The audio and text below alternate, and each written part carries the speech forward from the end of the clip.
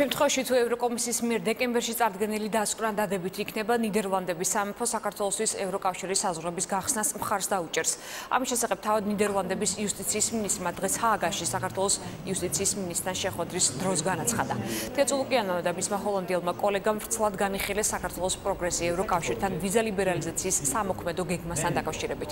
საქართველოს იუსტიციის მინისტრმა ისაუბრა ბოლო წლებში ადამიანის უფლებების სფეროში მკვეთრად გაუმჯობესებული ვითარების შესახებ და აღნიშნა, რომ საქართველოს მთავრობამ ამ მიმართულებით არაერთი რეფორმა გაატარა.